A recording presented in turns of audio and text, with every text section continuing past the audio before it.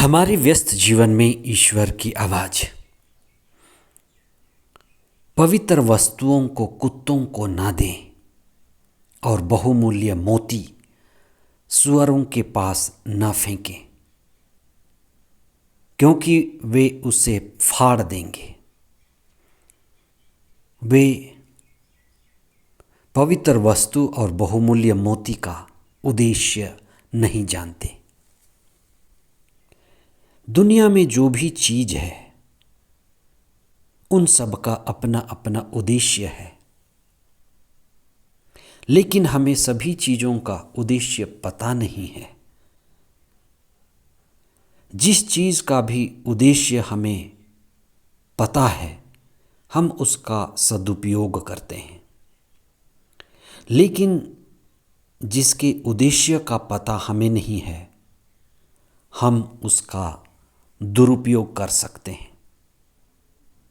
जैसे किसी व्यक्ति के पास काफ़ी समय है लेकिन वह समय का उद्देश्य नहीं जानता, तो वह समय गंवाएगा, समय काटेगा। किसी व्यक्ति के पास बहुत पैसा है लेकिन उसे पैसे का उद्देश्य पता नहीं है, तो वह पैसे का दुरुपयोग करेगा। उसी प्रकार अलग अलग लोगों के पास अलग अलग वरदान है, ईश्वर की आशीष है, कृपा है, लेकिन उसका उद्देश्य पता नहीं तो सभी वरदान व्यर्थ हो जाते हैं।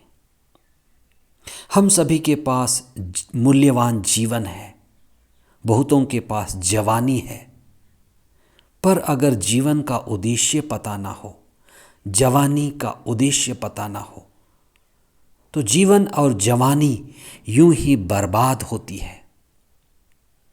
आपको यह जानकर देखकर दुख होगा जब आप चिंतन करेंगे कि कितना ही जीवन और जीवन स्तर नीचे गिरता जा रहा है।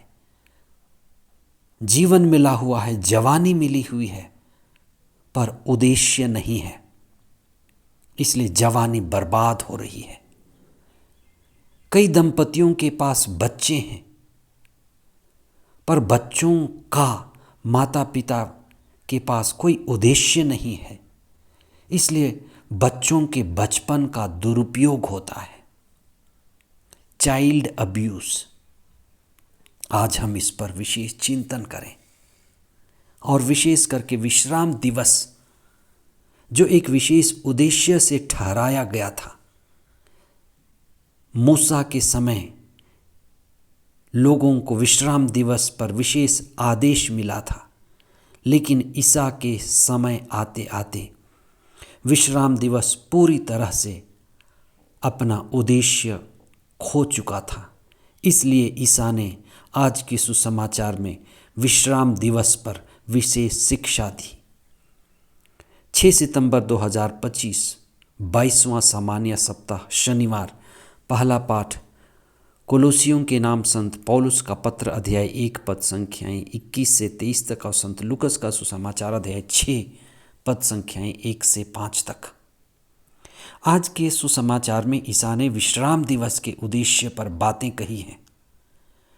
विश्राम दिवस के दुरुपयोग पर उन्होंने शिक्षा दिया है कि प्रारंभ में उत्पत्ति ग्रंथ में भी हम विश्राम दिवस के बारे में सुनते हैं, और विशेष करके मूसा के समय में विश्राम दिवस पर एक विशेष आदेश जारी किया गया था कि विश्राम दिवस को पवित्र रखना है। ये ईश्वर का आदेश है, और विश्राम दिवस का उद्देश्य था ईश्वर के साथ संयुक्त होना। मनुष्य ईश्वर के साथ रहने के लिए, संयुक्त होने के लिए प्रतिरूप में बना हुआ है। जैसे पिता, पुत्र और पवित्र आत्मा एक समुदाय है, उसी का हिस्सा मनुष्य है, और ईश्वर ने मनुष्य को अपने प्रतिरूप बनाया है, समाज में भेजा है, जिससे हर मनुष्य ईश्वर से जुड़ा रहे, संयुक्त रहे। इसलिए कम से कम एक दिन, सप्ताह में एक दिन विश्राम का दिन ठहराया गया और मूसा के समय यह दिन पवित्र माना गया। इसके बाद लंबे समय तक कई नियम और उपनियम बनते गए।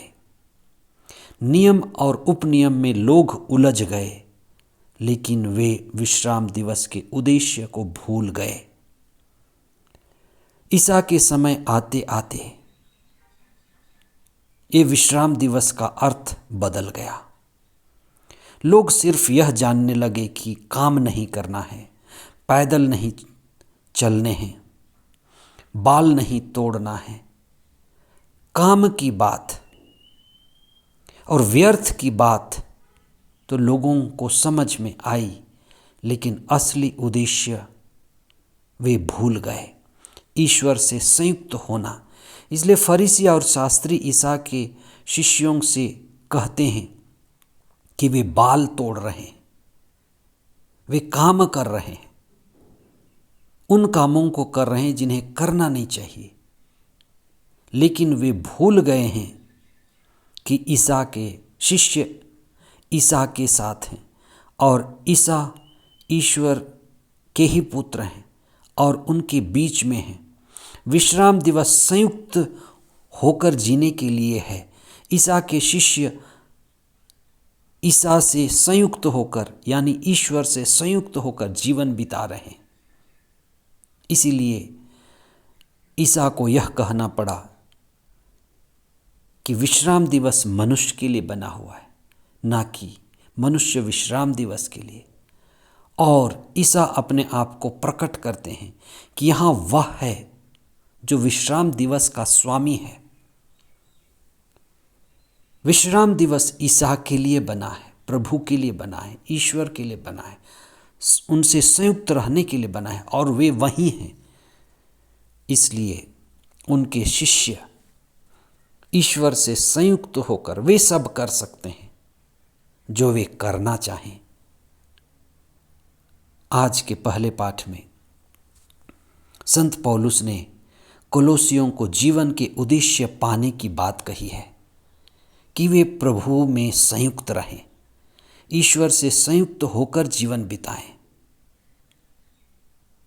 हम कुछ समय मौन होकर प्रभु के दिव्य वचनों को पढ़ते हुए,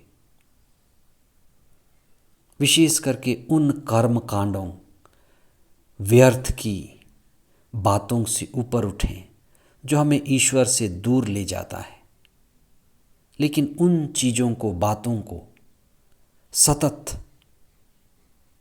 अपने जीवन में